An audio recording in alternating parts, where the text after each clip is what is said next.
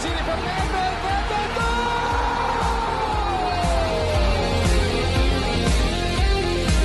Pirlo, la conclusione in rete, Andrea Pirlo, un gol pazzesco! Del Piero, gol! Alex Del Piero! Palla di Pogacar, Pogba, rete! Un gol incredibile! Pogba fa esplodere lo Juventus Stadium!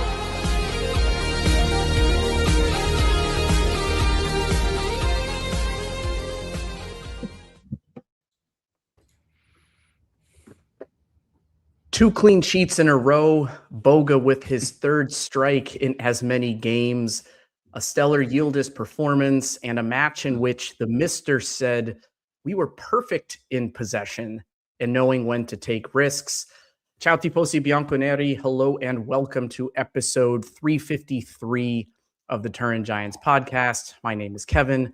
I am your host for this episode, unpacking the Udinese-Juventus match, which finished a little under 24 hours ago. We are recording this the day after, unlike our traditional approach of trying to come at you immediately following the game. We had some scheduling and availability conflicts within the Turin Giants crew, but we are here, happy to reflect on the match on Sunday. We are recording the same time that Roma is playing away at Como. They are up 1-0 at halftime. We'll keep an eye on that as this recording progresses. But I'm thrilled to be joined by Jack and Zach, coming back fresh from vacation. I think he stepped foot back in his house less than 30 minutes ago. Guys, how are you today? It's great. Yesterday, and I have to agree with the Mister. The performance was fantastic. I was looking forward to listening to you guys talk about it yesterday, and I am overjoyed to be able to actually spend this time with my friends here as well as everybody in chat to break down not only that match, but also look forward to the rest of the season and what it could bring for this Juventus team. Good afternoon, everyone. Thanks for joining us. I got to toss out a nice shout out to Zach for his commitment and all of you for joining us as well. It's hard to get back from vacation and then 30 minutes later find yourself online, but this is why the TG family loves one another, and we love everyone here for joining us. So let's get into this, Kevin. Yeah, absolutely. And speaking of the Turin Giants family, for those of you joining us live here on YouTube outside of our normal recording slot, thank you for being here with us. And for those of you either watching the video afterwards or listening on Spotify or Apple Podcasts, thank you for tuning in. Subscribing and a like in YouTube would be amazing. And then a 5-star rating in either of the podcast platforms does so much for us. And thank you for contributing to that. As I think most folks know, you can follow us on Instagram at Turin Giants. And also we've got some pretty cool merchandise available on turingiants.com. If you're joining us for the first time, welcome. We're thrilled to have you with us. We know you have your plenty of options to consume your Juventus content, and the fact that you choose to spend a little bit of that time with us means the world to us.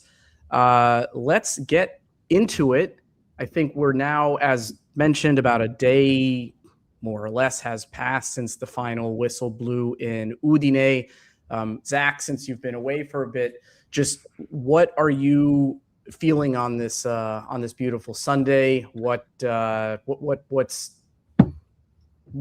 sitting with you following that match and that performance? We've talked a lot about how this team has dealt with adversity and dealt with the run of games, being tired, caving. And now that we're in the critical period of our season, playing only one game a week, it was really important that the guys showed that they have the composure, talent, and ability to shut down and beat teams that they should absolutely beat. In situations where, frankly, for much of this season and last season, we have underwhelmed. And the fact that we showed up so dominantly in play, unfortunately not in the score sheet, but in play, makes me extremely pleased and optimistic. Jack, how about you? How are you feeling today? I'll try to echo some of that. I think the most critical thing was getting the win. Seeing Spalletti celebrate on the sideline at the final whistle was a nice little cherry on top. And one thing that sat with me at the end of the match, because I got to sit down and watch a good 75 minutes of it, but I was kind of in and out of the room for the last 15, 20 minutes, and walking in and out and actually seeing the team hang on to a 1-0 lead shows a bit of maturity we probably haven't really seen. I hope we see a little bit more of that. This definitely felt like a game, earlier in the season, or even thinking back to last season, we definitely would have blown the lead. So I think that maturity is going to be key going into these, final 9 games, I guess. And it's going to be a real push, regardless of what happens now between Roma and Como. We have a tough task ahead. And yesterday was a bit reassuring. Like Zach said, getting the win we're supposed to get, holding on to the 1-0 lead. I'm sure we'll talk about some events in the second half for a few minutes, but I think the game could have gone south quickly, but we managed to hold on. I think that was important. So speaking of potentially going south, and I don't want to talk about the refereeing decision yet, but given that goal was called back, were you pick one option? Were you confident that we were still going to be able to pull out the 3 points? Or did you feel that the decision like that was going to come back and bite us and we were going to end up dropping points and tying 1-1? Yeah, I'm more with regards to the referee situation. That had no bearing on my confidence or lack of. I was more annoyed at our lack of converting other chances that we absolutely should have as potentially biting us in the butt, because we've seen that script play out over and over and over again. So you could toss that decision, which I feel was completely incorrect, onto the list, but we had plenty of other opportunities to get goals that we just were not able to get. And really, to kind of maybe jump the gun a little bit, but if there's any negative we take from this, I think the continuing ability for us to spoil really good chances is annoying at best. Yeah, I'm halfway on board with Zach there. I don't think that the referee's decision, although I agree it was incorrect, had much bearing on the game. Like I said earlier, these are one of those games that had moments like that, which would have caused a bit of complacency, laziness, poor mentality for the remainder of the game that we had seen in the past. And that's where my concern lied, which is why I said earlier that I'm happy to see that they were able to see the game out. But I also want to acknowledge that we've talked a lot about refereeing decisions this year, and I really tried not to let recency bias kind of play into, what my thinking was. We need to try, as much as we want to assess trends for the team, understand that those moments are individual to a game, right? And we don't want to let the mentality carry over. So I think if we ignore the ones that don't have a significant outcome on the game, I think we're in good shape. Let me maybe twist or turn what Jack said on his head. If we had drawn this game 1-1, I would not be looking back necessarily and putting the majority of the blame on that refereeing decision. I would have said we had 5 or 6 legitimate other chances to score that we just weren't able to do. Right? If it was one of these garbage games, I forget what was early in the season, like a Lecce or Verona type team where we ended up drawing one of those games due to the decision from the referee, where we were just playing like garbage. Maybe that one I'd be a little bit more harsh, but we had multitude of chances, and we just couldn't bring it home. I mean, we certainly weren't playing like garbage yesterday. I thought we actually played quite well. It's just finishing was challenged. I think I don't have it, not looking at it right now, but from when I was reviewing it earlier today, I think our XG was, which again, 3.5. Yeah, is somewhere between 3 and 4, which is indicative of the chances we were creating, but just didn't have our finishing boots on. Moving to over to Spalletti's post-match comments, which normally when we're recording, we either are able to sneak them in right before we wrap up, or they're not available by the time we're done recording. But we have the benefit of having his reaction again, given that we're recording about a day later. I think that celebration that he showed at the end there, that we're seeing all over social media, and that we saw live on whatever platform you were watching the game on, put a lot of joy I think, into a lot of the hearts of Juventini. Seeing that energy and passion from him following a really, really important win after a great performance. And he went on to say, when we see more of the ball, then we defend better. Possession isn't just a superficial exercise. It is used to create chances, and that doesn't mean taking unnecessary risks. You consolidate the dominance of the game and then choose the moments when you should take those risks. We were perfect in that today, not allowing Udinese many counterattacks that we had to chase back. This reflects the mentality, as tonight we played with the mentality of a strong team. I generally agree. I think Udinese did have one or two chances that on a better day would have put that in the back of the net, but we had those chances as well. But on the whole, I think that was a pretty good perspective on how we played. I think we have been very critical of this team and teams of recent seasons with having possession and not being able to do anything with it, not being able to create chances, not being able to finish off strong plays with a dangerous ball, with a shot, with a cross, and either possessing it aimlessly or end up losing and coughing it up and having nothing to show for it. And today, despite only winning 1-0, we certainly created a number of chances, and it was a reasonably entertaining match as well. I mean, Jack, do you think this was a near perfect performance in possession? No, I don't think so. And not because we yielded a lot of the ball to Udinese. That wasn't the case at all. I thought we were a bit sloppy, and the game started off a bit rushed in possession. I kind of made a note, in the first half to myself that I thought Yildiz was dropping a bit too deep to try to help out, and that didn't seem like the same message that was given to the midfield line and the back line. We did try to play a lot of long balls, to a striker that wasn't there because he was retreating so deep. So I don't know that possession was giving us the attacking threat that we wanted. I didn't notice maybe around the 30th minute he wasn't dropping in so deep, and I think that helped a little bit. But I almost got the sense we were trying to play with a 9 without there being a 9 on the field with the way we were moving the ball. I'm going to slightly challenge what Jack just said, because I think for the most part, the tactical setup and plan was perfect. I think how Spalletti used some of the players was not. If that is, that might be somewhat contradictory, but bear with me. I think Spalletti and his staff understood that Udinese, who's been a scrappy team and fought some of the teams above them quite hard this year, was going to play a high line at home and try to disrupt us. And so they came with a clear plan to go direct, kind of to like the post-game comments, pick and choose the time when we go direct, using out-to-in runs from our wingers to get in behind their back line, who is not the most, they're not the fastest, they're not the most pacey. The issue I had with and that was the right call to finish that thought. The issue I had was starting Yildiz in the number 9 position and then playing McKennie to support the right wing.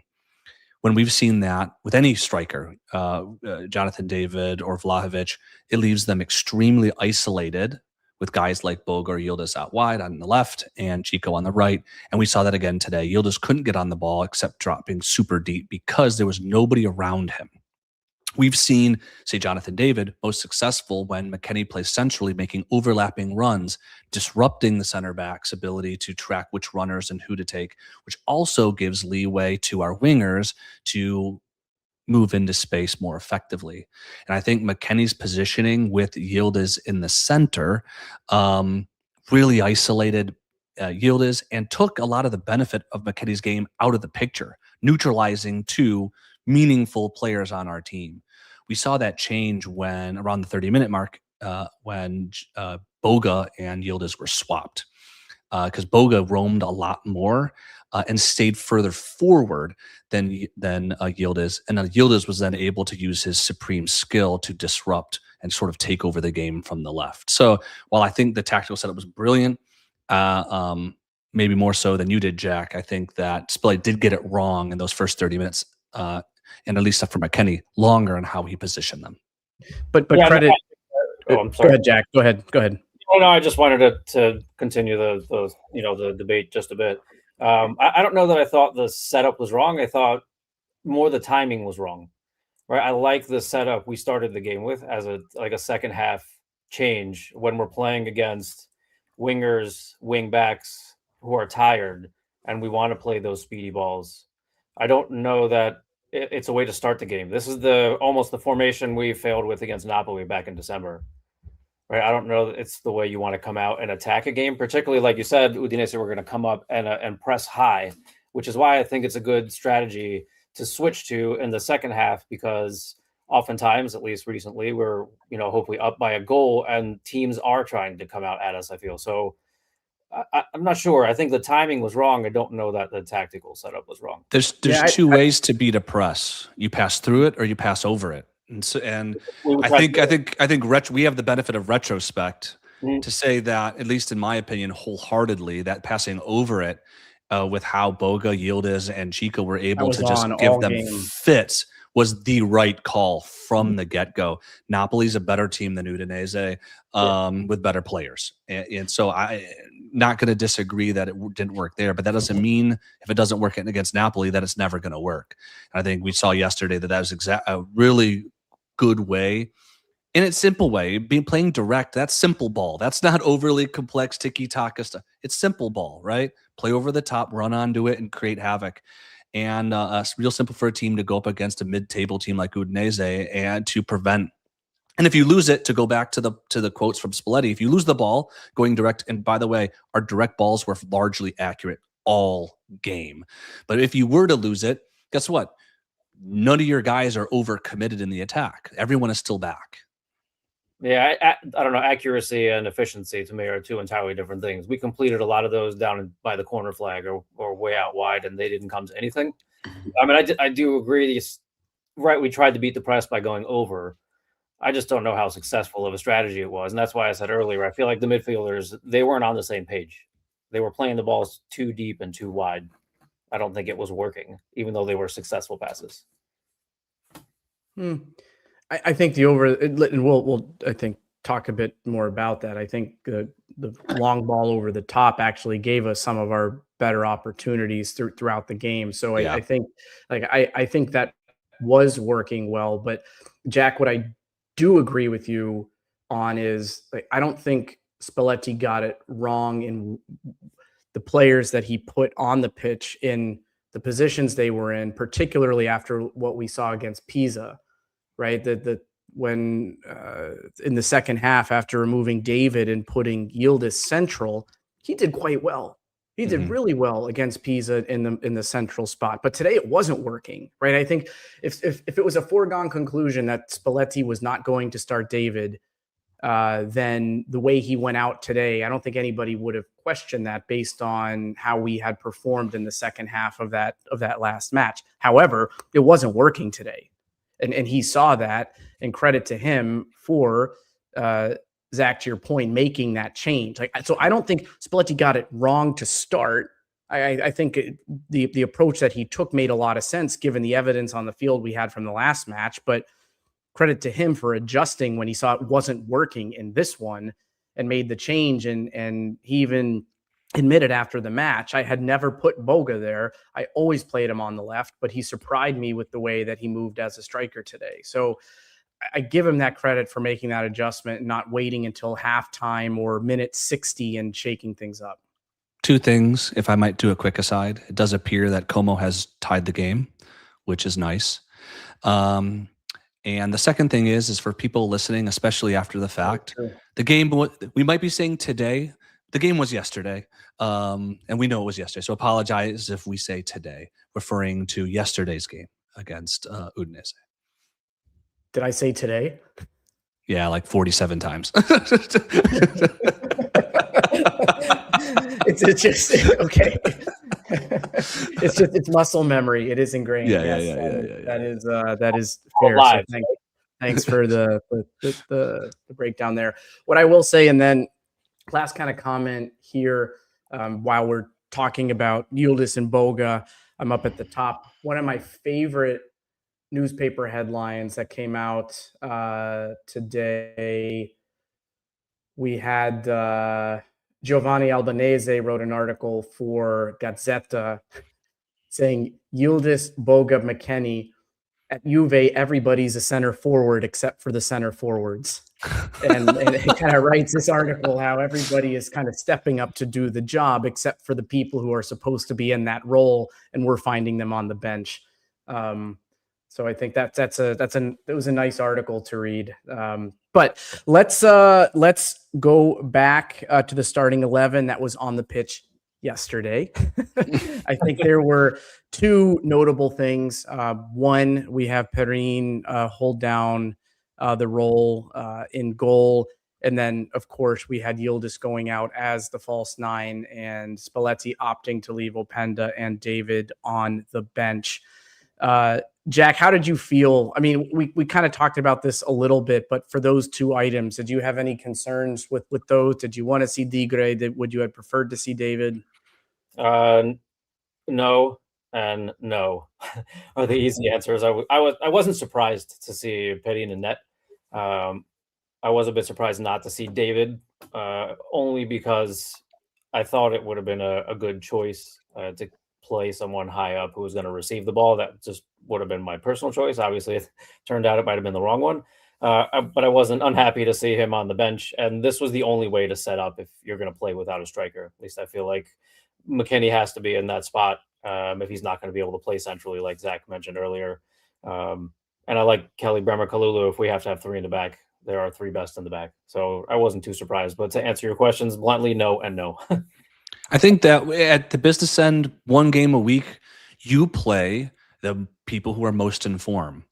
David was really bad in his last game. As much as I've defended him, and I think he's got a place in this team or a future in this league and whatever, it's all of that's irrelevant. He was bad, and he didn't. And when you're playing one game a week, you do not settle or compromise. You go with who is most informed. Boga scored 2 in a row. He deserves game time.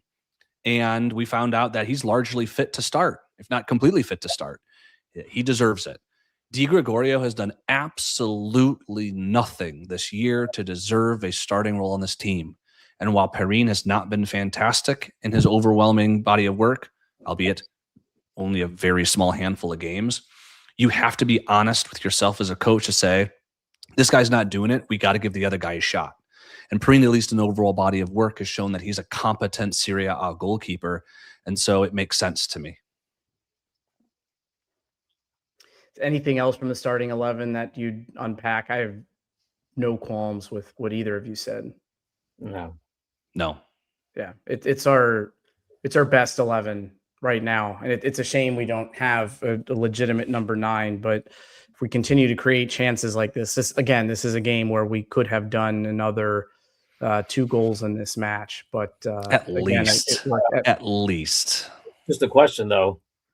After the international break, assuming everyone is still fit and we're saying this is our best 11, is this your 11 up against Atalanta or Milan? Depends, I think, where Dusan is. I think having that reference point can be really useful against those strong back lines. But it also depends on the form, right? Mm-hmm. I think like you it's hard to predict, right? Like if we go out and just for the sake of argument in this trio or kind of quad pairing of McKennie, Conceição, Yildiz, and Boga continues to score 2 to 3 goals a game and we're possessing well and we're not conceding, it'd be hard to mess with that. But I do think if you have a fit Vlahovic and there are some challenges scoring and creating, I imagine he'll be out there.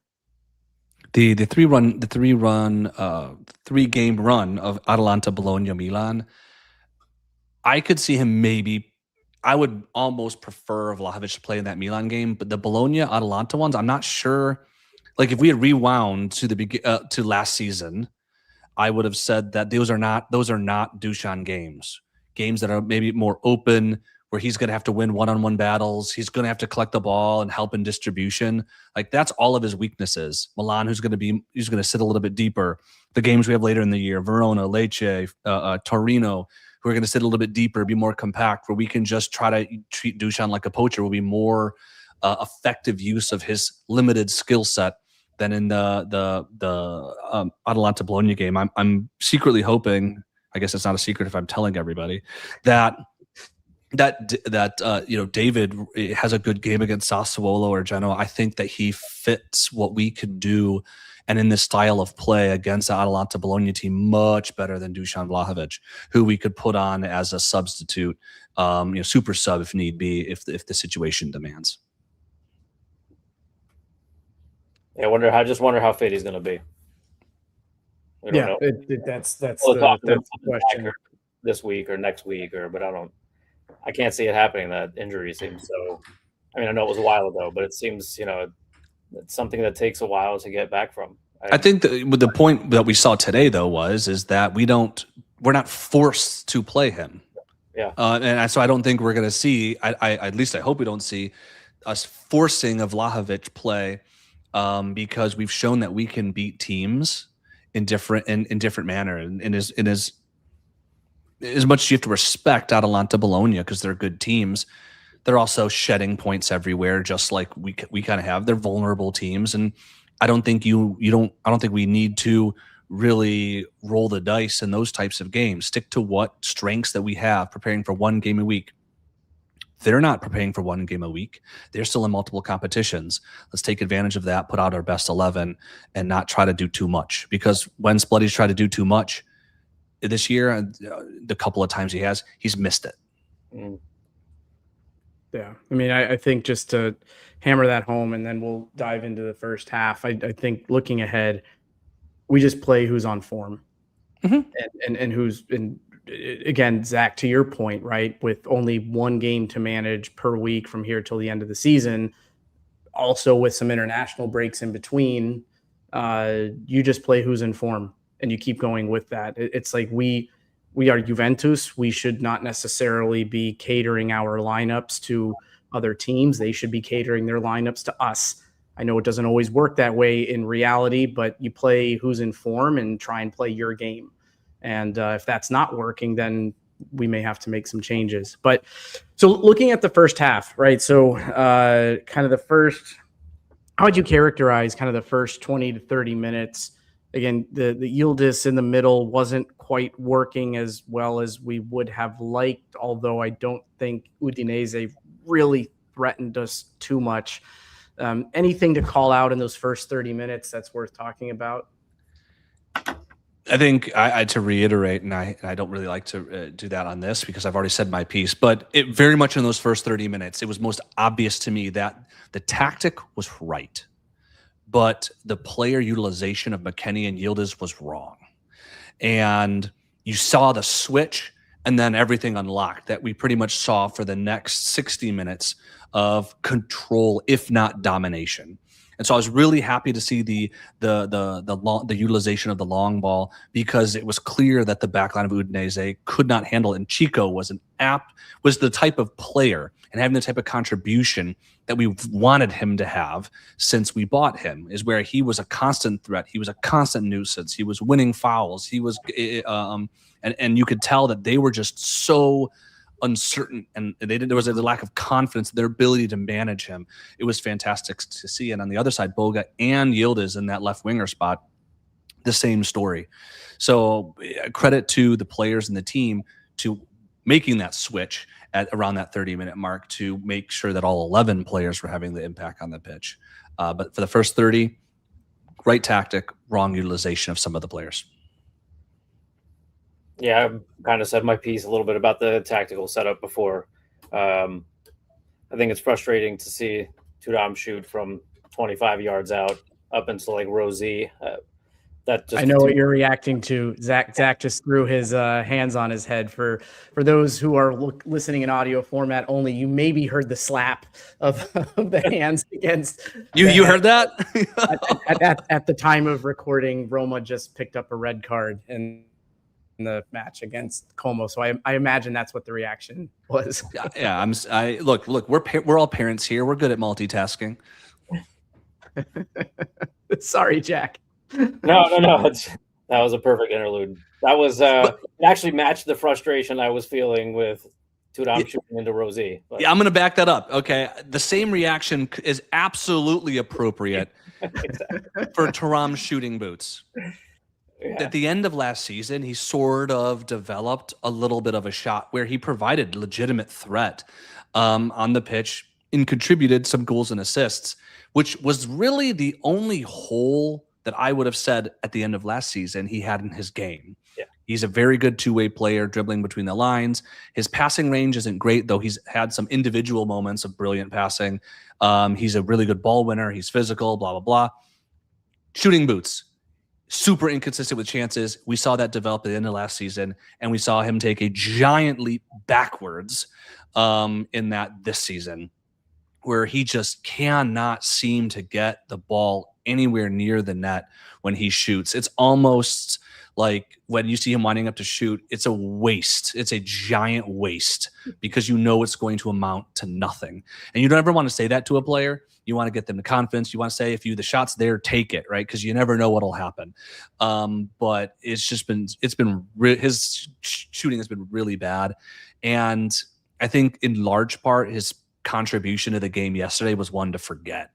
He had a little knock, I think we found out after the fact, but he was, if there was any player we were going to point out from that first 48 minutes that struggled, he would have had my vote. He just didn't fit into what was happening. I mean, I think both of you guys have some level of experience with coaching, and you look at the way Turam approached that. I mean, it's hard to call it a shot, but just the way he launched the ball way nowhere near close to the goal. Everything about his technique was off. Every single thing that you could think of in terms of how his body was lined up, where his hips were positioned, it was where comedic. His head was, how he planted his foot. Just every single thing that could have been wrong was wrong and more. Listen, he's one of those players you talk about coaching that you want to coach to the kids or the player's strengths, right? You want to coach up the things they do well and slowly work on things that they need to improve on. Someone's telling him to shoot. They have to be. But someone is also forgetting to tell him, look for someone open, because we need to take that advanced position with a ball at your feet near the top of the box to create a chance. Oh, that has a shot at going in goal, no pun intended. But sometimes he gets the ball, and instead of creating something, if he doesn't whiff at it, it's in Rosie. And it's just, to me, so you go back to the Galatasaray game, right? This is obviously, if I'm self-reflective, not a skill that I'm good at, right? I'm not a great shooter of the ball. So what am I going to do when I'm one-on-one in the box? Instead of keeping it simple, I'm going to try the most audacious thing, and I'm going to chip the keeper from 7.5 yards out. That's the maturity and the growth that we need to see in him, is to recognize those areas of his game that need work and to work on them. And when he can't do some of the simple things, it just frustrates the hell out of me. But I'll keep cheering for him. I'll say this is, as much as that shot was horrible and it did end up, it's probably orbiting the earth as we speak. It was not even close to one of the worst missed chances. I mean, we credit Boga, and rightfully so, for the contribution that he's had since joining, especially in relation to his cost to this team. But he had 4 other clear-cut chances. I mean, Jack was alluding to not getting a lot of fruit for that over the top out to in runs. It's because Boga spoiled 4 legitimate chances in addition to the one that he scored. So I think I don't want to clown too much on Turam, as much as he did have a game to forget. The missed chances, Moretti had a chance. Locatelli's fantastic shot was saved. Boga had 4 clear-cut chances. I mean, there were opportunities beyond Thuram's horrendous shot from at the top of the box. And Turam has been playing better in recent matches, but yesterday's performance was definitely off, as I think best exemplified by that shot. So despite, I think, the first 30 minutes, not things just not maybe clicking in the way that we would have wanted to, but defensively we were still pretty sound. I don't think Udinese stepped foot in our box until they had their first shot of the match, I think 25, 26 minutes in. So despite us not getting things right in the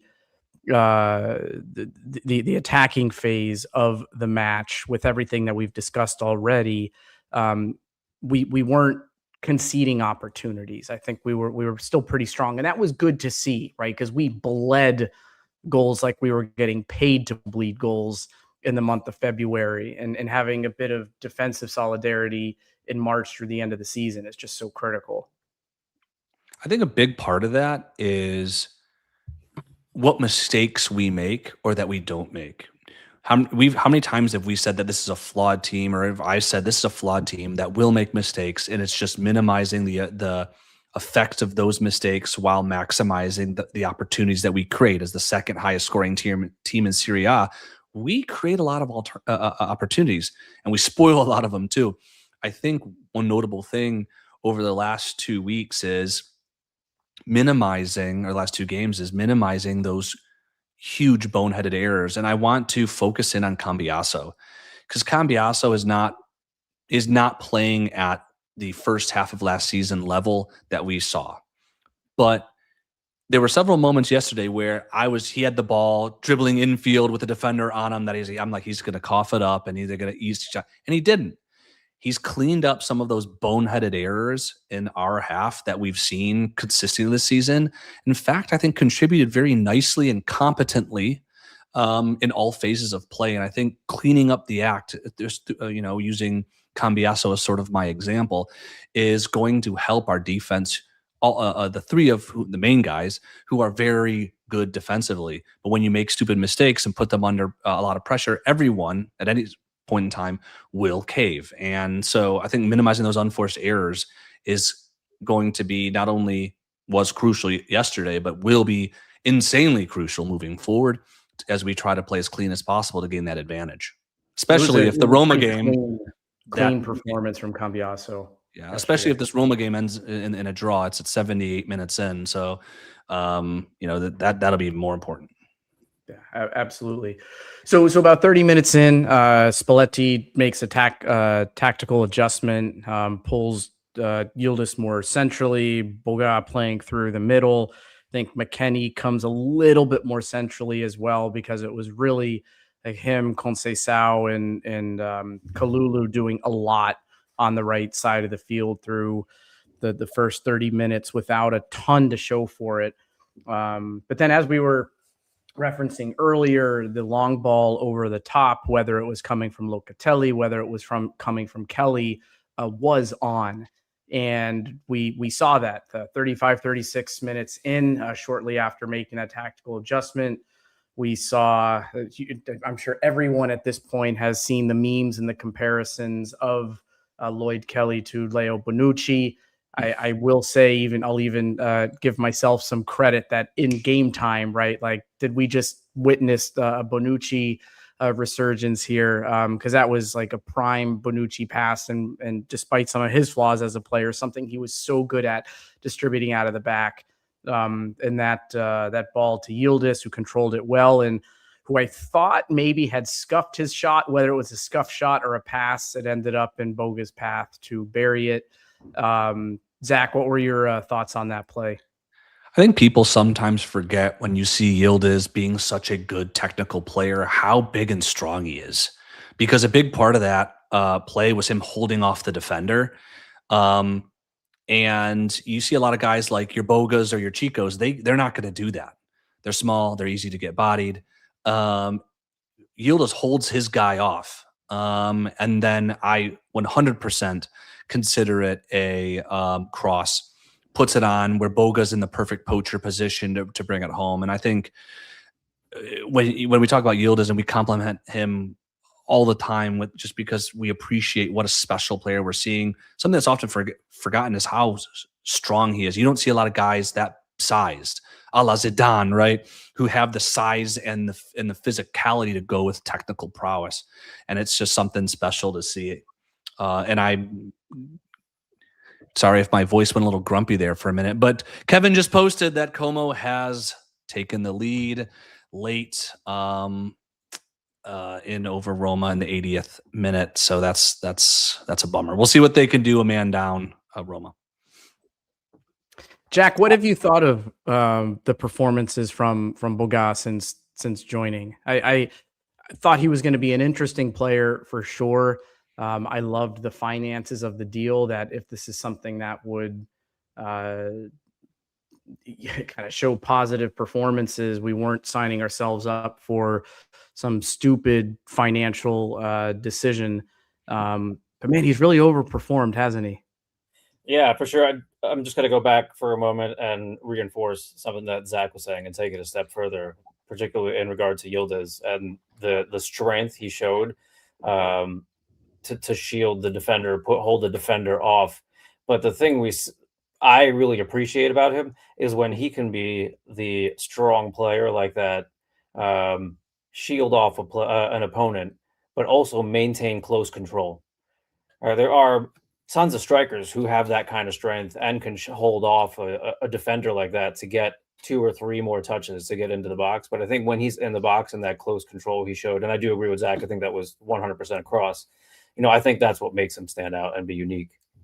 With regard to Boga, I think he's been a revelation. I think when we look at this season holistically, July 1 to June 30, he's probably going to be the signing of the season, both from a financial perspective and, what he's been able to show on the field. I didn't know too much about him in France as a player.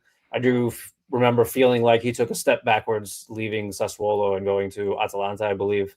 So to see him come in, show appreciation for the club and the shirt, seem like he's fitting in the locker room, score goals, really that's what we're expecting from him. I think he was Il Vice Yildiz, right? The Yildiz backup, but he's becoming not that, right? He's much more than that in the short time he's been with the club. So I give the club some credit for making a good decision, making a good deal financially. And I credit Boga for coming in and playing well and seeming to fit into the team and fit into Spalletti's plans. And getting, like I said, just being an important part of the team for this last push, these last 9 games of the season. I don't know if this is a good thing or a bad thing, but for some perspective, Boga's 5 goals this season, 3 with us, 2 in France, are the 3rd most he's had in a season in his entire 12, 13-year playing career. So he's not a guy who scores a lot of goals. He's really a guy who over the course of his career has been sort of the dribble-happy, chaotic winger who has failed to convert with chances, which is why he's been stuck at teams like Sassuolo. He didn't really pan out at Atalanta, and he went to Nice or wherever in France. If he's able to contribute more consistently on the score sheet like he has in the few games for us, and this isn't just a outlier moment of good form, then it is a huge coup. But at the same time, part of me is still acknowledging how good he's been for us with some hesitancy, because we have an overwhelming body of evidence to suggest that he's not really this type of player on a consistent basis. I mean, if he scores 1 more goal over the remainder of the season, that'll be the 2nd most he scored in a season in his career. I mean, it's like we're not talking about big volumes here. But I know we're all here for it if he continues this form up. 100%. 100%. Close out this season, and if this continues, he think, 100% you could deserves make a spot on this roster. You could make some small parallels there with if you think back a few seasons to Kvara's output before he joined the Spalletti team, playing in not exactly the same position, but right, really knowing how to coach up a left-sided attacker. I hope that's where my hope is, Zach. Right, that this is the beginning of something beautiful and not, not a regression to the mean for him afterwards. No, sure. I actually I'll be a little bit easier on it. I mean, if you pay €5 million for him, he earns 2.5 a year, and he gives you 5 goals and 5 assists off the bench over the course of 3 competitions, that's a success of if he's a Vice Yildiz. So like I'm not hating on him. That's I think a realistic output for a player of his skill set and where he is in his career. I just want us all to be sort of take a step back. I think a lot of people are excited about him because he is very much in form, and I think we have to credit him. Long may it last. But we he is playing above what his general output has been over the course of, we're not talking a couple years. We're talking 13-year career. Yep. And let's see how that continues, whether this is a flash in the pan of momentum, new environment, new opportunity, wanting to prove himself, or if this is the start of something beautiful for him and Spalletti's able to maximize this and he's grateful for finding himself in this position. And let's see how this continues. Although I think it will be a failure of our transfer strategy and how we go into next season if we are depending on him having a starting spot in the lineup, right? Because Yildiz should be on the left. We should have our center forward options figured out, and Boga should be a very useful piece in a more complete squad going into next year. But so as the first half wraps up, there were a couple of other chances that we squandered, either with blocked shots or not being able to finish. But the first half ends with Udinese having one shot on target, while we had 14 total shots, 5 on target, and an XG of nearly 2. So it was a pretty promising first half.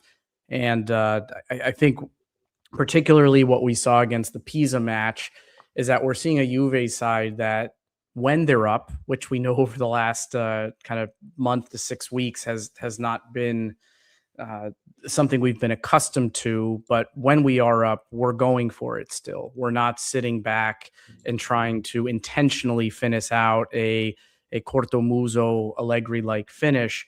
And we continued to attack going into that second half. Zach, you spoke and we spoke already about Thuram's kind of lackluster performance. I think it did come out today that he does have a bit of a knock and he'll be monitored day to day before the Sassuolo match next Saturday. But Toon Koopmeiners comes in, and I think we can talk now about his involvement in 2 moments in the match. I think one, he had a really nice opportunity to head the ball in, which I don't know if he underperformed in that situation or he actually got as good of a shot off as he could have given where he found himself, but that would have been a really nice finish. I forget who crossed the ball. Do you remember? I don't remember who crossed the ball, but it came from the right, so it was probably like a Kalulu or somebody. I think that header, I didn't expect him to do as well with it as he did. That coming on a header, coming back to the ball, like horizontally back, not just tracking back, horizontally back to bend your head around a professional level cross coming in. So it's coming in with pace. Yeah. That's really hard. That's really hard. And so any criticism for Coop for not putting that on goal, look, there's ample opportunity to criticize Koopmeiners' tenure at Juventus. That is not it, in my opinion. That is not it at all. In fact, while I don't think he was necessarily amazing or anything like that, I wouldn't criticize him really for either of the moments we're going to talk about. Jack, do you have a different take on that shot? Should he have done better? No, I tend to agree. That's really difficult, right? Especially with your momentum carrying you towards goal. It seemed like he was leaning that, at least taking a few steps that way. Now that was very difficult. There are a lot, like Zach said, a lot of things to criticize for sure, but that wasn't one of them. And that came just after Locatelli had that screamer that I thought was going to be an absolutely beautiful goal, but credit to Okoye. Am I pronouncing that correctly? Yeah. The keeper. He had a nice save there. He's only in an inch of the post from 3 goals in 3 games. If you go back to Galatasaray and I think that's an unheralded part of his game in the second half of the season are those shots from outside the box. He's been we certainly didn't see much of it. I mean, he had a decent first half of the season, but definitely the shots and being an offensive threat was limited, and that was unlucky. But let's fast forward to It wouldn't be a Juve match without a little bit of refereeing controversy. And we have it coming in the 70th, 71st minute with Yildiz having the ball. And I think there's some interplay between Yildiz and I think Cambiaso, and the ball falls to Conceição, who has a tidy finish. Nobody's protesting. He has a wonderful celebration. And then the feeling just hits. How are they going to find a way to call this off and bring it back to 1-0? And then the replay shows, and you see Koopmeiners, yes, in an offside position. No one can question that. In an offside position. But we see the goalkeeper looking at Conceição, not giving any notice to Koopmeiners whatsoever. And he's looking at Conceição. That shot goes down, unable to save. Very frustrating moment. I don't think that he interfered with the play. I think the three of us had just as much influence on that goal sitting on our couch that Koopmeiners did in that moment. Jack, how did you feel about that? I mean, you encapsulated it pretty well. There's definitely at least one camera angle that's pretty clear where the goalkeeper's eyes are. And I don't know. It wasn't clear from the commentary, and I don't know. I haven't read anything after the fact. If the initial check was for the offsides and obstructing the keeper, or that Koopmeiner's shin guard touched the ball.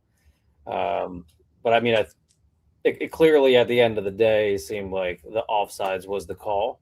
But I don't know what prompted it because, like you said, no one raised their hands. The goalkeeper didn't complain. So it just seemed like an odd check. I know they check all goals, but I'm not even sure what they were looking for, to be honest.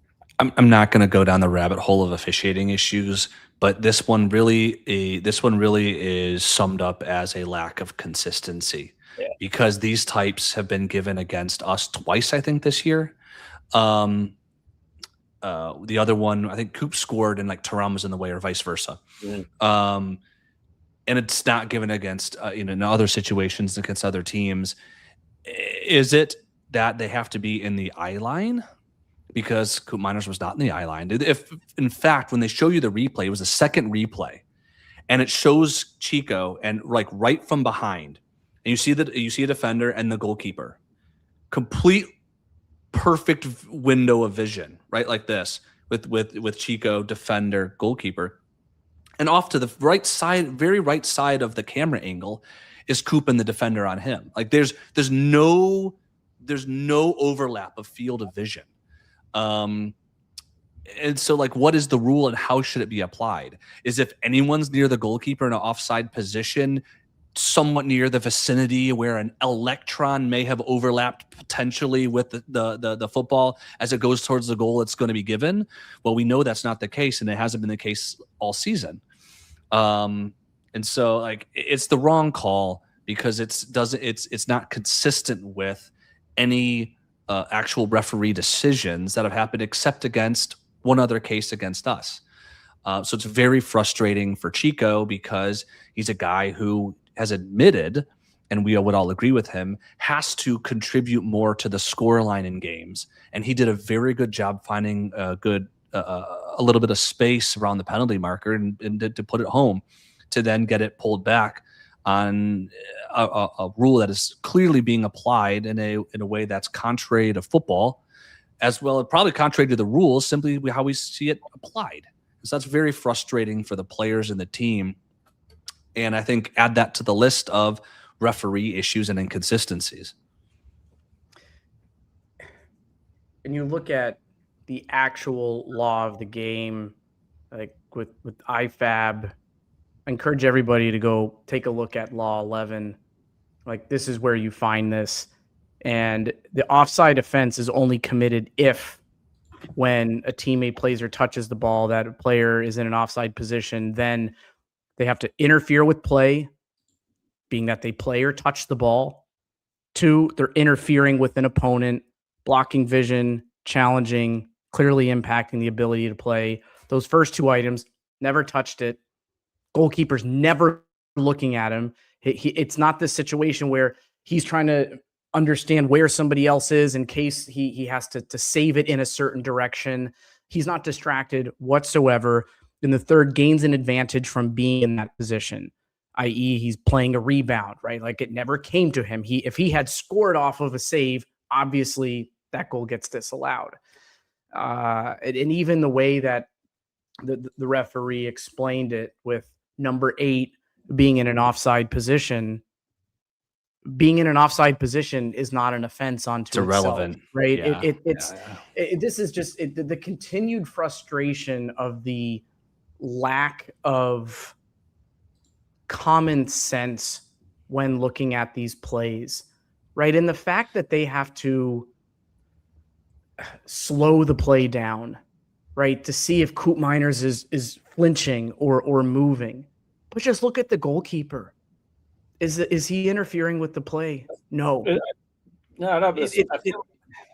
The only way I could see it is if there's somehow saying, if the justification, and this is me looking at it in the light most favorably to the officials, which I don't even know why I bother, is that if they say that the defender on Coop Miners could have maybe made a play and he threw a pick. That is like the stretchiest as I can make my brain to justify it, because Kevin, I forget what word you used, but it wasn't that. It's they're not applying the rule.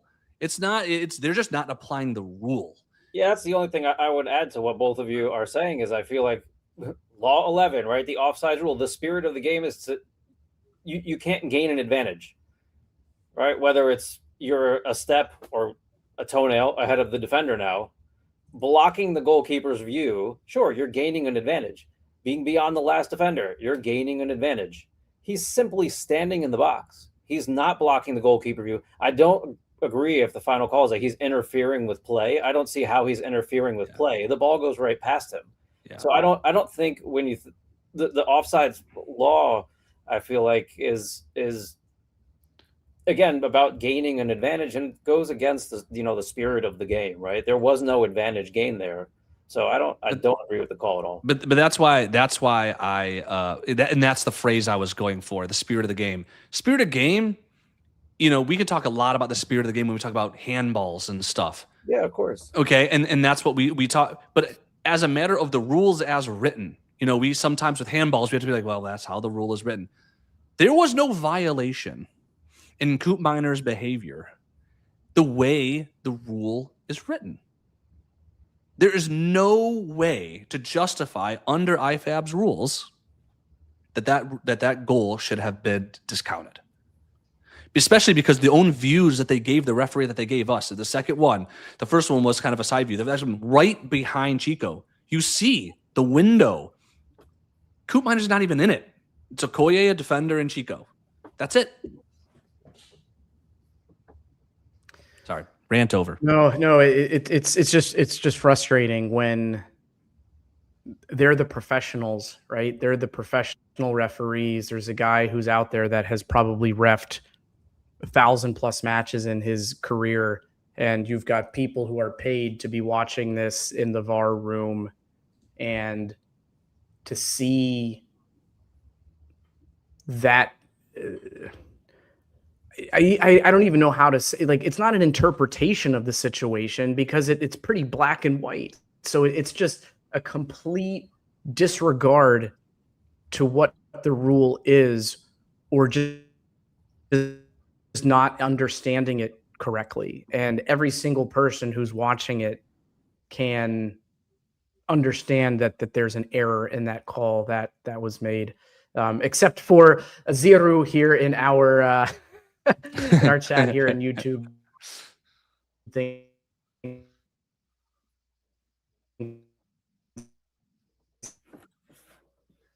Yeah, Azaru says, as Kevin breaks up just for a bit on my end at least, that he was the right decision.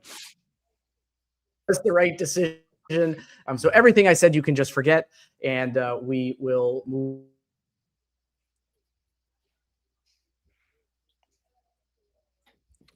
I think we're slowly losing Kevin. We're slowly losing Kevin, his internet. The hamster on the wheel powering his Wi-Fi is slowly wearing down. Am I back? Oh, you're back. You're There back, you go. Kevin. Yeah. I'm sorry about that. I was concerned that after that we were going to have another Juve moment where it was going to come back to bite us in the butt, where they sneak in some tying goal at the end if we're unable to score the second. But we did hold on. There were a couple missed opportunities. The one I think I'd like to call out just to talk about the player for a moment was Miretti. I think if we go back to that Sassuolo match at the beginning of the year, right? I think it was the first or second week of January, that midweek match. He had a really, really nice performance in that game. I think we were talking about if this is the trajectory of Miretti and we see more of this, this is a player we want to hold on to and not sell to Napoli for 12, 13, 14 million euros. But let's see, because we get this with him where you get one good match and then 4 to 5 average or below average performances. Here we are. Who wants to start? He hasn't improved. Yeah. I think I talked a lot about Moretti when he sort of rose on the scene, and I was skeptical. And so maybe I'm just an OG Moretti hater, which is not my intention. I just think that there's certain aspects of his game that he has to develop, considering how slow and weak he is in order to be a useful player. And he has not developed any of those qualities to mitigate the weaknesses around his player profile. And that's just unfortunate to say. I don't want to say it, but that's just my read on the player. And he has made no sort of growth over this year or notable change, under Tudor or Spalletti, to make me think that he is turning a corner. And at 22, 23 years old, you have to wonder if he's ever going to make that step at Juventus to be a player that we can actually get a lot out of. Yeah, I just have to agree. Very inconsistent. We haven't seen a lot of productive growth out of him. And I just differentiate. They're both poor, but his overall speed, how he moves on the field, and his speed of play. I think when Allegri first brought him up, I excused a bit more of the speed of play as him being, what was he, like 19 maybe, and needing to mature in Serie A a bit. And I was hoping he was going to get some opportunities and improve, but he has, the flash in the pan when he has a good game. I'm sorry, when he has a good game, it's a flash in the pan, not what we want to see week in and week out. Yeah, Thomas in the chat says that he gets into the best positions, so he knows calcio. And I have to say, Moretti's ability to find, when in possession, to find the right space is elite. Does that well. I mean, he finds the right space. And so I think he does see the game. He sees the game really well. And so you look at it, and that's an intangible that's really hard. I mean, it's an intangible. It's hard to teach. Some people just really have that innate knowledge to where to fit in positionally and where people are in around you and how to bring them into play. And I think it's an extremely valuable intangible, which makes it so hard to say what I did before about him, because you want to look at a player like that and say, I can make it work. I see how you can fit in a team. Let's work on it, make it better. His speed and lack of his lack of speed and lack of strength are probably never going to change, which put him physically, and we're not talking technically, but physically puts him way behind other players. And so he has to do something a la like Dybala to mitigate. Dybala's weak and not particularly fast, but his balance and his close control with that balance is elite, so that he bounces off of guys and making their strength advantage irrelevant, because he's just a ghost as he bends around people and finds space. Moretti doesn't have that, and it's a bummer, because he does have some intangibles that are just extremely valuable, especially in a player when he burst on the scene at 19 or 20 or whatever it was. You just don't see at that age. Yeah, and I think he has the burden of being a player who came up through the youth system as an Italian player coming into Juve when we have not been at the top of our game. And I think like post Marchisio, post Pirlo, there's this kind of romantic idealistic desire to have that Italian star in the Juventus midfield. And it's just been and I think when we look at players like Fagioli, Rovella, Miretti, I think have a tendency to think better of them as they're getting started. And we overrate them, I think, because of this kind of desire to see them perform and step up to that moment and that opportunity. And you just look at these players. Rovella isn't it. Fagioli has started to do a little bit better with Fiorentina, but you don't see him getting covered in the Italian media. You don't see him getting referenced on TV. You don't see him getting all these other larger offers from bigger clubs because he's outperforming, right? And the same thing here with Miretti that we're talking about, just not living up to it. And I think there's been a lot of people, fans, and myself included at times, when we moved on from Rovella, when we moved on from Fagioli, and the same thing here with Miretti. But I think the fact of the matter is they're just not good enough for the shirt. The weird thing is of the three, and they came up at about the same time, Moretti was the one I always considered to be the least likely to make it. Yet he's the one who stayed with us the longest. So I think we don't need to talk too much about him. It's unfortunate, but as Juventus, as a team that wants to be and needs to be at the top of Serie A, you're going to have a revolving door of young players who are just not going to cut it.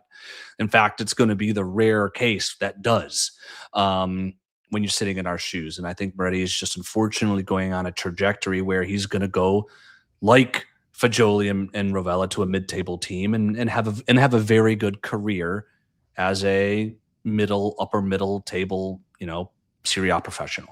Yeah, I was going to say that's the only thing I would have added, Zach, is he might have been the one least likely to stick around the longest, but I wonder if that's just because we haven't been able to monetize him like we did Fagioli and Rovella so far. But if fair enough, he were to come in, right, he'd probably be gone.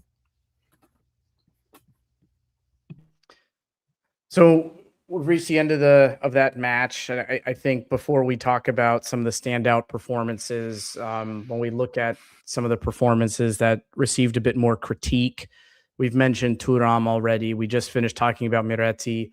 Were there any other kind of underwhelming, below average performances we should discuss? I don't think this needs much discussion unless y'all disagree with me materially. But Bremer, I still think, is not fully there. 100%. Not that he's bad, but he's still not Bremer. No, I think that's fair. I don't think it was a bad performance, but I understand what you mean. Like, we still kept the clean sheet. We didn't concede many opportunities. But yes, he's still not the Bremer we're expecting to see that has dominance and control of that back line. For clarity, I was 100% in agreement with Zach. Not that I thought Bremer was 100%. And we also have Arthur, or Artur, however you pronounce your first name. Thank you for being with us here in the YouTube Live, indicating that McKennie had maybe one of his not top performances, which I think is fair. He didn't have his kind of fingerprints all over yesterday's match like he's had recently. I told you why, is positioning. And I don't put that on him. I don't put that on McKennie. Based on his movement and the way we've seen him play over the season, it was clear Spalletti wanted him supporting the right. And that, in my opinion, was the wrong call. And I think that being more than 24 hours removed from the game, retrospect has proven that to be correct. He's not having the same impact hovering over there than when he interplays in the middle of the pitch with the guys like David or it would have been Yildiz yesterday. And I think that sort of diminished the impact that McKennie could have had on this game. It's so funny, the positions where he seems to have the least success now are the positions that our former coaches put him in the most. Well, they did play a different formation. So when you know, right side, right wing back, attacking up that side, we saw a lot of that. And I thought before we got a hold of the game, yesterday, sorry, I thought there were a couple times where him and Chico were occupying the same space or getting in each other's way when he was pushing higher up the field.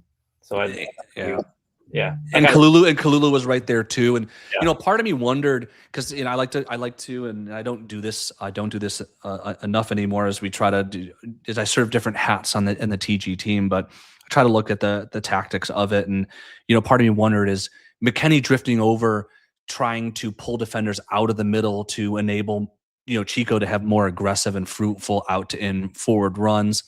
Honestly, I just don't buy that. I think if he had stayed central and he would have been doing underlapping runs with Yildiz, it would have created a lot more havoc in the center of the pitch, which might have created holes in behind, even better holes in behind for our team to run in on. And so I think that was a tactical miss.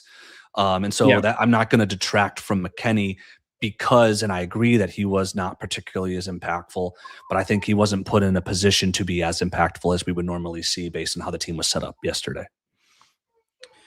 All right. So when we look at the better performances of the game, let's each pick a player and just give a few words on that. And if there's any reactions from those in chat, we'll entertain those as well. Jack, let's start with you. Who's one player you want to call out who had a standout performance yesterday? I think he was all over the pitch again. 96 touches, played 90 minutes, but Locatelli deserves a nod. And just looking at some of his stats in attack, to reinforce what Zach was saying earlier, that I might now come across as saying I'm contradicting myself, but 9 out of 12, right? 75% of accurate long balls, which I thought was, evident in the first half. I admittedly didn't look at the stats, and the eye test didn't seem to say that he was that successful, but he was. 3 tackles, block shot, 2 clearances, recovering the ball on defense, 6 defensive contributions, winning his ground duels. I think Locatelli was an important piece in that midfield yesterday. And not only helped the back line, but also transitioned well. Just looking at his heat map, where he spent a lot of his time, he was a little further advanced on that left side of the field, both in our half and in their half, and then attacking outside of their box for a good portion of the time. So, in the final third, he was effective. He took that nice shot. I think he gets a lot of credit for the 1-0 yesterday, even though no assist, no goal, right? Nothing of note. He didn't have that Kelly hockey assist that we kind of saw, which we see from him a lot. But definitely an important player on the pitch. It wasn't the player I thought you were going to lead with to kick things off, but it was a good performance, right? And because other players, I think, had a little bit more of an impact on the result of the match, his performance might get overlooked a bit. But I'm glad you called it out. We haven't mentioned much about Locatelli on today's episode. Zach, who do you want to continue with? By the way, I love the hockey assist. I feel like every sport that does goals should have the lead up to the assister should get that credit, and that is what I am going to go with today. Our tactical setup, and this has sort of been my theme for today, talking about how we played, would not have worked if we relied exclusively on Locatelli to deliver the over-the-top ball for Yildiz, Boga, and Chico to run in on. We had to have somebody else step up to deliver those balls. Kalu's a good passer, but we didn't see it much from him.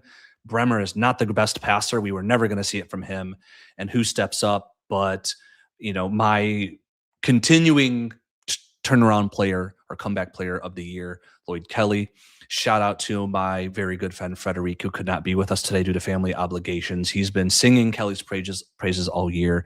And so in honor of my good friend, I'm going to make Lloyd Kelly my player of the match. He did, of course, get the hockey assist on the goal, but he was also 75% long ball accuracy, which is just, it's not, you don't really see long ball accuracy much greater than 60%. It's very hard in modern football and a good league and against good teams. And to see Cambiasso, Kelly, and Locatelli all with over 5 completed long balls and with 75 or more % accuracy is a crazy stat. And what had to be the case, frankly, when you go in with a game plan relying on it.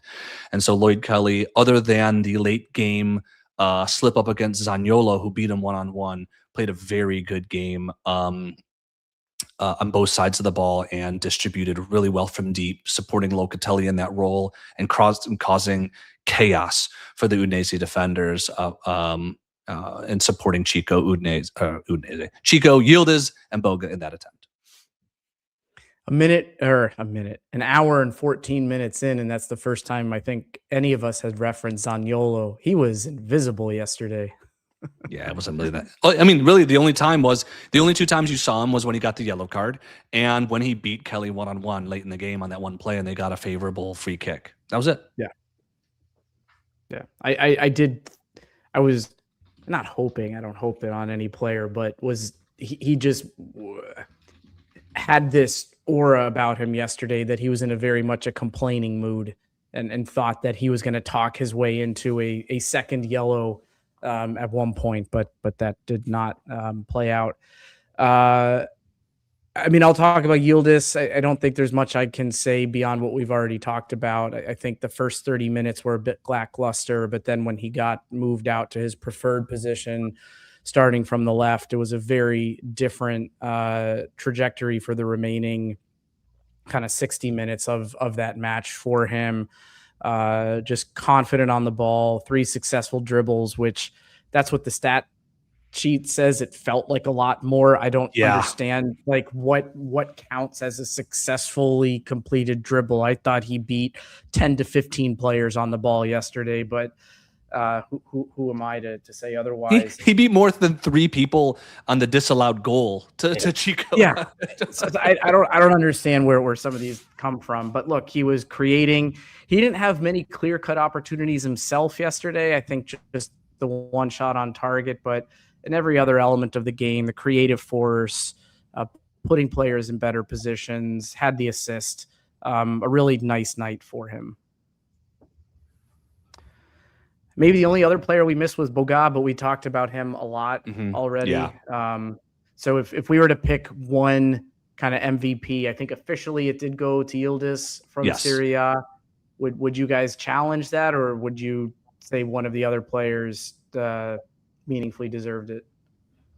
No, to challenge it, you'd have to at least be able to make a case that they deserved it more, and I don't know that anyone deserved it more than him. So I don't have anything I can't push back on that. I mean, for 60 minutes after the position was switched, there was no better player on the pitch, in my opinion. I mean, Locatelli. I mean, we talked about good players from Juventus side. Boga got the goal, but from his overall contribution, there was not a better player on the pitch. You know, since the positional swap than Yildiz. Yeah, and then we talked about it earlier, but just in this moment of talking about good performances, a tip of the cap to Spalletti for not waiting until halftime or the second half to change things up when he saw tactics weren't working. And so that I give him the credit to make that change, and it worked well. So at the end of this weekend, while there's still the Milan-Lazio game coming up soon during the time of recording this, but the final whistle has blown in Como with a little while ago, with a 2-1 finish for Como following a red card on Roma's behalf. So it sees us finish this round in 5th place on 53 points, 1 point behind Como, sitting hopefully uncomfortably in 4th. But next week they are home against Pisa. We are home against Sassuolo. So the fixture list does not necessarily help us much next weekend. Then we have the international break, and then we return in early April, and Como faces an away test at Udinese, who we obviously just played, and then they host Inter on the 12th of April.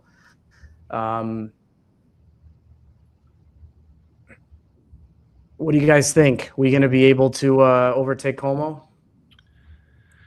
When you look at the big fixtures left in the season, and we can't necessarily discount out Rome, but if the question is just Como, our big matches of the rest of the season are Atalanta Milan. There's our Inter Napoli. Okay, just in a vacuum, right? And there's a lot more nuance at play, but they have an unequivocally harder road ahead of them as it goes towards the end of the season. They are still in the Copa, if I'm not mistaken, so they do have multiple. They've got a second round, at least semifinal against Inter that they have to play, in addition to the league game against Inter. And so they definitely have their fair share of tough matches. Pulling out the victory at home today was a big step in their favor, but it's still harder for them with their fixture list than it is for us. And if you're saying, all things considered, 1 point difference, that Juventus needs to be shaking in their boots because of Como, then I think that's a big problem. And so I'm not here nervous about it. The boys got to go out there and do the job, and I feel like if they do for the rest of the season, we end up in fourth. Done. Yeah, good. I'd agree. Kind of like the comments I made when I opened up. I was encouraged by seeing the team able to see out a victory today with just the 1-goal lead, even with some nervous moments, and then the disallowed goal. The only thing I push back against is even bothering to look forward, or not forward, look past some of those more challenging games. But I think if you look holistically at our remaining 9 games, the ones that make me nervous are not the Bolognas and the Milans, the games that you can get up for, the Atalantas. What worry me are the Fiorentinas and the Lecce and the Veronas fighting for relegation, where we often overlook them at the bottom of the table. There are no easy games in Serie A. That's almost kind of cliche to say now, but there are no more difficult games in my mind in Serie A than the last 3 or 4 weeks of the season, playing a team that will do anything for even a point to save themselves from relegation. And we have 4 of those. And Torino, I wouldn't count Torino, but that's a derby for the last game of the season. Well, you can't count out Torino. We have the Torino derby and the last away, game, the last match, which is. I don't know. I meant count them out. They're not in the relegation battle. That's what I meant. Count them out. They're not in that relegation battle, but they're a huge part of those last. That last. But they're going to show up with motivation, right? Like I know Toro doesn't have anything to play for really in this season, but exactly. They would love to play a chance to just. Yeah, exactly. Right. If this is like a 1 or 2 point difference and it's going to come down to a positive result, you better believe they're going to show up and do everything in their power to disrupt. Yeah, that's the situation we don't need. We should try to, obviously want to lock it up, but locking it up before the derby is important because they haven't had, as a fan base, as a club, much success, knock wood, and they would love, nothing more than to take Champions League away from Juventus. So I wouldn't count out anybody at the last stretch of the season. No. It is annoying. I think Roma definitely has the harder run-in of games between Como, Juventus, and Roma. I would have preferred Roma to draw or win today's game by virtue of that, but that doesn't discount necessarily what I said about our chances for top 4, or what I believe our chances for top 4 are. I think this is going down to the last weekend. Yeah, it's not. Could win. I think to throw in there is very important that Roma have Europa League potentially continuing on through if they're able to pull off a win against Bologna next week, and Como still have the Coppa Italia, right? So they do have games that are intermingled in there with a challenging schedule. So it's going to be on Fabregas and Gasperini to manage their players' minutes, their starting lineups, etc. And that's just another challenge. Not that they can't handle it, but another challenge that's in their way. One thing to consider additional to this is that Inter has dropped points. And if Milan, the last 2 games, and if Milan wins today, you're looking at 5 points difference. And at this stage of the season, chances are that means it's still Inter's going to run away with it. But they cannot take any games easily when it's just 5 points. They have to take them seriously. And I think that is an advantage, that they have to take their games against Como and Roma that are upcoming seriously. They have to win.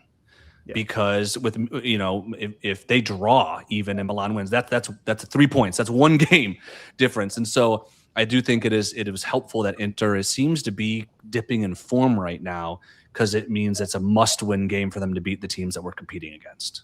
They're a bit of a mess right now. Ever since they played us, right? Ever since the Derby d'Italia and everything that came out and the fallout from that match, despite them pulling off the controversial victory, they have not been the same. We got. What do you mean? What do you mean? Bastoni won what the gamesmanship, the sportsman of the month or whatever it was. We won't give that any respect by talking about it. Did we forget to talk about anything, guys? I don't think so. All the people who joined us in the chat, for sure. The numbers grew over the hour and 24 minutes, and those that started with us and stayed with us. We love all of you. Thanks for hanging out with us. Much appreciated, as always. All right. Well, I think we've hit the end here. Again, I echo what Jack said. If you joined us on YouTube, thank you. If you're watching the video later, we appreciate it. And for those of you listening in audio format, thanks for entertaining our take on what was Udinese-Juventus. We'll be with you next weekend, probably back in our normal slot following the Sassuolo match immediately for our live post game. But until then, Zach and Jack, an absolute pleasure to spend some time with you on this Sunday. And as always, fino alla fine, forza Juve.